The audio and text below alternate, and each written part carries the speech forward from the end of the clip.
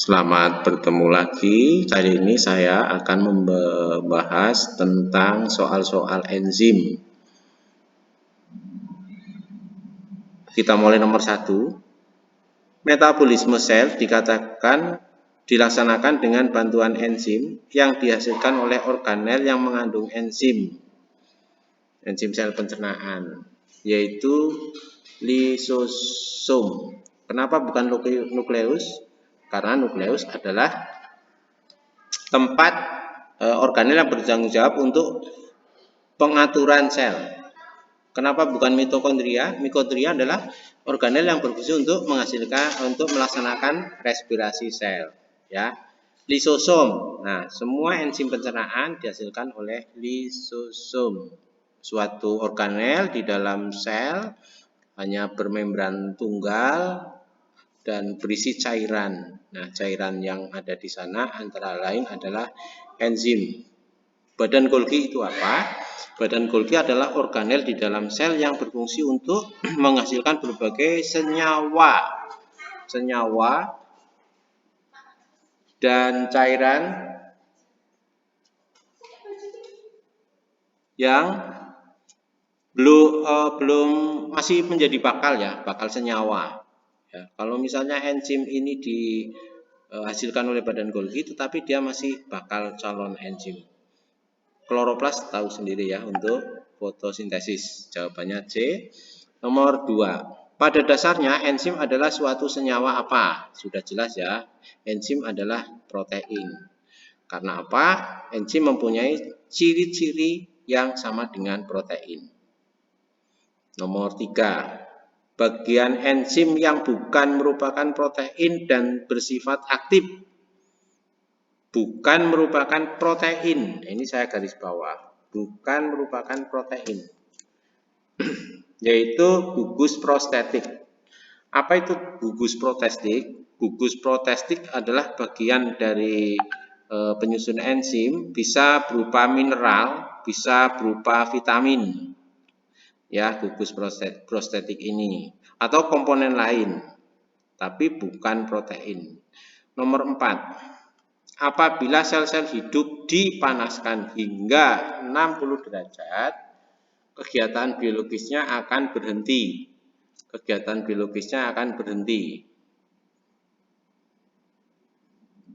Kenapa terjadi begitu?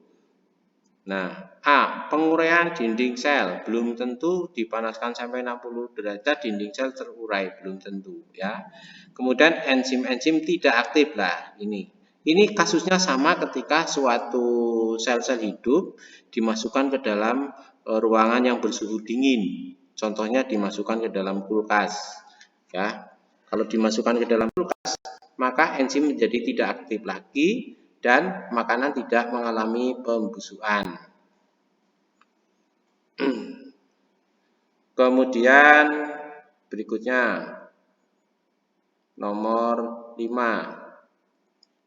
Enzim terdapat dalam protoplasma dan berfungsi sebagai biokatalisator. Enzim katalase dapat menguraikan apa? Sudah ya, jelas ya, yaitu menguraikan hidrogen peroksida menjadi air dan oksigen. Saya kira jelas karena sudah praktek juga. Gelembung-gelembung yang keluar dari percobaan adalah gelembung oksigen. Dites dengan nyala bara api, semakin banyak gelembungnya, bara apinya semakin lama. Nomor 6. Beberapa ciri zat sebagai berikut. 1. Berperan sebagai pelarut. 2. Konsentrasinya ditentukan oleh molekul air. 3. Bekerja secara spesifik. 4. Memperlambat suatu reaksi. 5. Rusak bila suhu terlalu tinggi. Mana ciri khas enzim? Mari kita lihat. Yang pertama, berperan sebagai pelarut. Apakah enzim berperan sebagai pelarut? Salah. Kenapa? Enzim itu konsentrasinya sangat kecil. Ya, enzim itu keberadaannya di dalam sel sangat kecil, sehingga tidak mungkin menjadi pelarut. Kalau pelarut adalah zat yang jauh lebih banyak masanya dibandingkan dengan yang dilarutkan. 2. Konsentrasinya ditentukan oleh molekul air. Apakah benar? Konsentrasi enzim ditentukan oleh banyak sedikitnya molekul enzim yang ada di dalam sel. Jadi bukan ditentukan oleh molekul air. Ini berbeda dengan konsentrasi zat umumnya. Ya. Bekerja secara spesifik, ya. Contohnya amilum. Amilum di mulut, kalau kita mengunyah nasi adalah karbohidrat. Dikunyah terus-menerus, maka akan menjadi terasa manis. Kenapa? Karena amilase mengubah amilum menjadi glukosa. Apakah kalian akan merasa manis seandainya kalian mengunyah daging, ya? Daging dikunyah terus, ya. Daging dikunyah terus, apakah lama-lama jadi manis? Oh ya, kenapa tidak? Ya, karena amilase tidak mengubah daging menjadi glukosa. Nomor 3 benar. Nomor 4, memperlambat suatu reaksi. Benarkah?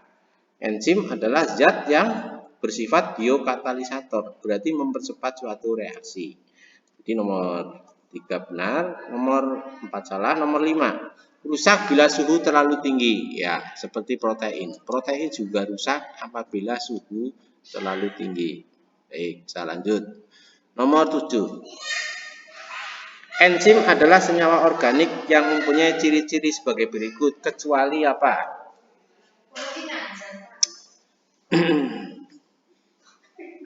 Enzim adalah senyawa organik yang memiliki ciri-ciri sebagai berikut. A.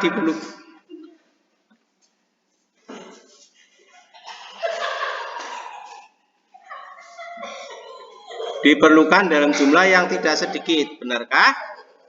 Diperlukan dalam jumlah yang tidak sedikit. Enzim adalah senyawa organik. Dibutuhkan dalam jumlah yang sedikit saja, langsung bisa bereaksi. Maka nomor A salah. B. Hanya dapat mengkatalis suatu reaksi tertentu. Ya, saya kira semua tahu ya, enzim hanya dapat mengkatalis suatu reaksi tertentu. C. Hanya digunakan satu kali. Benarkah? Salah. Enzim dapat digunakan berkali-kali. Selama apa? Selama enzim itu tidak rusak. D. Hanya bekerja pada suhu yang terlalu panas atau terlalu dingin. Benar? Salah. Karena pada suhu yang terlalu panas atau terlalu dingin, enzim menjadi tidak aktif. E. Ikut bereaksi. Salah. Ya, katalis itu tidak ikut bereaksi dengan substratnya. Nomor 8. Contoh enzim dan hasil kerjanya yang berperan dalam reaksi katabolisme sel adalah titik-titik.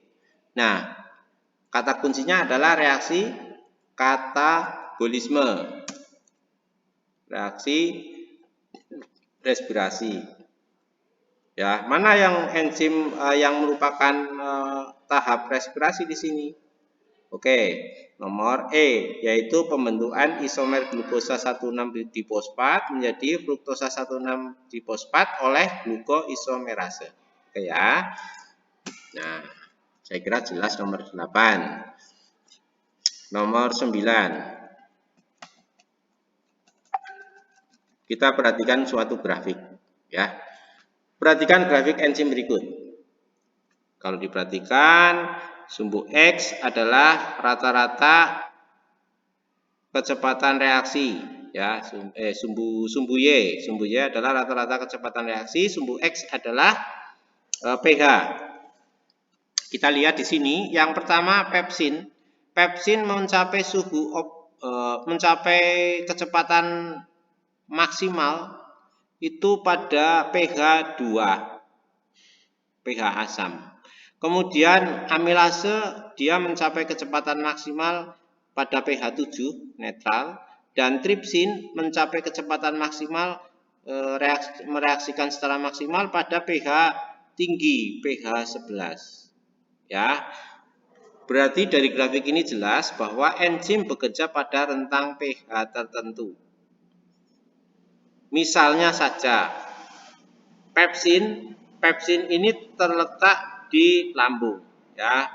Pepsin terletak di lambung. Ketika pepsin ini tertelan ikut saluran pencernaan sampai di usus besar, kalian tahu usus besar itu adalah basah. Nah, di usus besar kenapa pepsin tidak aktif? Bukan karena rusak, tetapi karena dia berada pada lingkungan yang tidak mendukung untuk bekerja. Gitu ya. Sama saja dengan amilase yang ada di air liur. Ketika amilase itu tertelan masuk ke dalam lambung, maka amilase ini tidak bekerja. Kenapa? Karena lambung sangat asam, sedangkan amilase mensyaratkan suhu pH yang netral. Dari grafik di atas dari grafik di atas dapat diketahui sifat-sifat enzim, yaitu apa? A. Enzim aktif pada pH tertentu. Benar? Ya, enzim aktif pada pH tertentu. Dari grafik ini jelas dapat disimpulkan, ya. B. Kerja enzim tidak dipengaruhi pH. Salah, ya, karena ini berbeda pH, berbeda enzim. C. Amilase aktif pada pH asam. Betul? Salah, karena amilase pada pH netral. Tripsin aktif pada pH netral. Tripsin, salah, dia aktif pada pH basah. Kemudian pepsin aktif pada pH basah. Salah, karena dia aktif pada pH asam.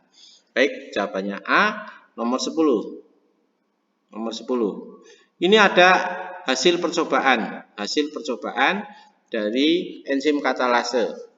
Ya, bisa dibaca sendiri di sini. Variabel bebasnya apa? Variabel bebasnya adalah suhu dan pH, ya. Variabel bebas atau variabel perlakuan adalah suhu dan pH. Variabel terikatnya adalah gelembung udara dan hanya gelembung udara. Mari kita lihat ke soal.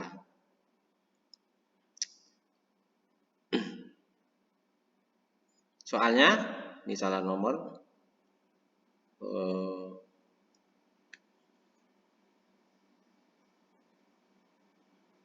Data di atas menunjukkan bahwa yang mempengaruhi kerja enzim adalah, ya jelas ya, suhu dan pH, yaitu variabel bebasnya tadi, suhu dan pH. Saya kira jelas. Ya. Kenapa bukan potongan hati? Ya bukan, karena potongan hati bukan variabel bebas. Macam substrat, apakah ada di sini? Substratnya tidak diukur. Kita tidak melihat substrat di sini. Banyaknya gelembung, bukan, dia adalah variabel terikat. Baik, lanjut nomor 11. Berikut yang merupakan salah satu sifat enzim. Mana yang paling tepat? Oke, enzim dapat menaikkan energi aktivasi. Betul? Salah, enzim justru menurunkan energi aktivasi. B. Enzim dapat berikatan dan dapat mengenal bermacam-macam substrat. Apakah enzim berikatan? Tidak. Kalau berikatan dia akan ikut bereaksi, ya. Yang B salah. Nomor dan mengenal bermacam-macam substrat, salah ya, dia hanya kenal satu substrat saja. C. Enzim dapat menurunkan energi aktivasi. Ya, ini ada hubungannya dengan soal di atas tadi. Enzim adalah menurunkan energi aktivasi. D. Enzim ikut bereaksi, salah ya, enzim tidak ikut bereaksi. Ini kalau dalam kehidupan seperti mak comblang ya, dia itu hanya mencomblangi saja, tidak ikut berpacaran ya. Kamu itu ada loh yang suka, siapa, itu si dia gitu. Nah, kamu kemudian bilang ke dia, dia suka padamu loh, itu namanya comblang. Sama dengan enzim, tidak ikut bereaksi. Enzim merupakan reaktan dalam reaksi kimia metabolisme. Benarkah reaktan? Bukan ya, dia hanya mempercepat saja. Reaktannya itu ya reaksi, tergantung reaksinya itu. Dia bukan reaktan. Nomor 12. Berikut ini pernyataan yang paling tepat mengenai sifat enzim, yaitu enzim yang menunjukkan enzim bekerja secara spesifik. A. Enzim dapat digunakan dalam semua reaksi dengan substrat berbeda, salah ya. Ada hukum one enzim one protein. Satu enzim hanya dapat bekerja pada satu protein. Ya. Maka nomor A salah. B. Enzim masih dapat bereaksi dengan substrat setelah selesai bereaksi dengan suatu substrat. Betul? Salah.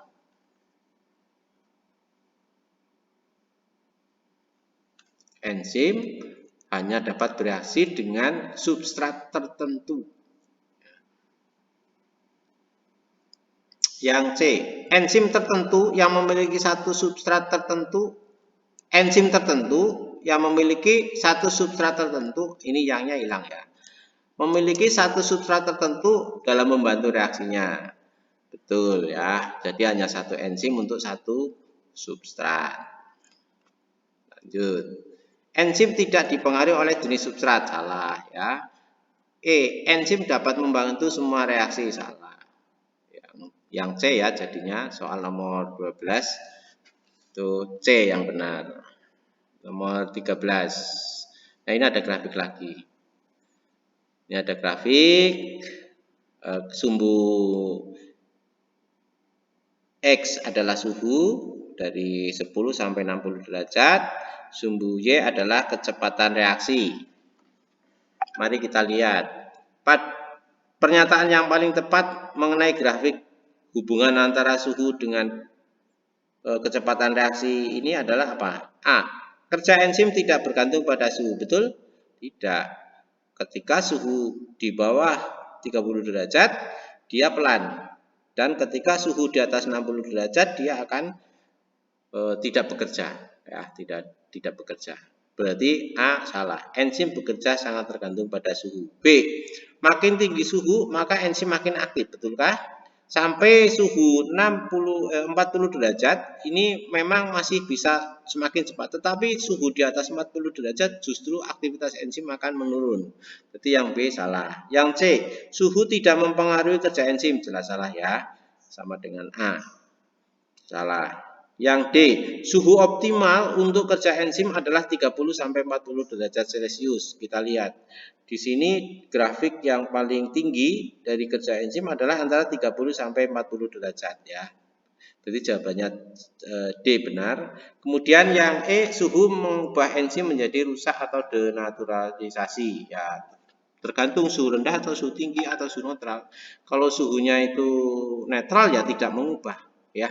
Tapi pada suhu rendah atau suhu tinggi, pada suhu tinggi terutama bisa menyebabkan denaturasi, yaitu rusaknya komponen protein dalam enzim. Nomor 14. Inhibitor. Apa itu inhibitor? Inhibitor bahasa Indonesia adalah pesaing ya. Inhibitor kompetitif dalam enzim mempunyai sifat apa? Inhibitor kompetitif adalah zat penghambat yang bersifat kompetisi. Karena ada dua macam inhibitor. Yang pertama adalah inhibitor kompetitif, yang kedua adalah inhibitor allosterik. Mari kita lihat. Inhibitor kompetitif berarti memperebutkan sisi aktif dari enzim. Jadi memperebutkan sisi aktif mana? Nah, berikatan lemah dengan enzim pada sisi aktifnya. Nah, ini ya. Jadi enzimnya, sisi aktifnya berikatan dengan inhibitor sehingga tidak bisa melakukan fungsinya mempercepat reaksi dari substrat. Ya. Irreversible ini tidak dapat balik, salah. C. Merupakan zat mempercepat reaksi enzim, salah. Salah satu contohnya adalah pestisida atau DDT, salah.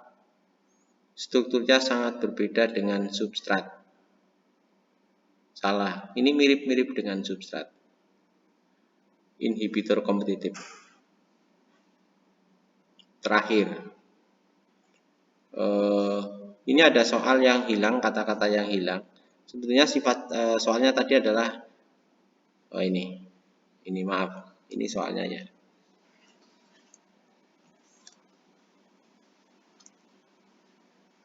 Bukan, soalnya adalah berikut ini merupakan sifat-sifat enzim. A. Enzim bekerja dipengaruhi oleh pH dan suhu, benar. B. Enzim dapat membantu menurunkan energi aktivasi, benar. C. Enzim tidak dapat membantu substrat membentuk produk dan membentuk substrat dari produk, benar. D. Enzim bekerja membentuk produk dari substrat kemudian berikatan dengan substrat lain, salah. E. Enzim dapat membantu substrat membentuk produk dan membentuk substrat dari produk. Yang D atau E nih, yang bukan sifat enzim. Ya, saya lengkapi ya. Berikut ini adalah yang bukan sifat enzim.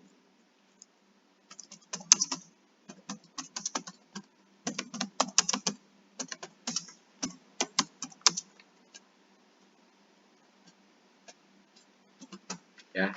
Yang bukan sifat enzim: A. Sifat enzim. B. Sifat enzim. C. Sifat enzim. D. Enzim bekerja membentuk produk dari substrat, kemudian berikatan dengan substrat yang lain. Ya, salah. Enzim itu hanya mempercepat reaksi, tidak bekerja membentuk produk. Nah, yang E, enzim dapat membantu substrat membentuk produk. Jadi enzim hanya dapat membantu substrat. Ya, ini yang bukan sifat enzim. Yang D. Baik, saya kira itu 15 contoh soal enzim, mudah-mudahan berguna. Terima kasih, salam sehat senantiasa.